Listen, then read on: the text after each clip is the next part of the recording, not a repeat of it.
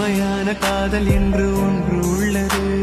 காலம் கடந்து போன பின்பு மண்ணில் வாழ்வது. காலம் எந்த கைப்பிடிக்குள் மாட்டிக்கொண்டது. காதல் என்னை விட்டு விட்டு எங்கு சென்றது.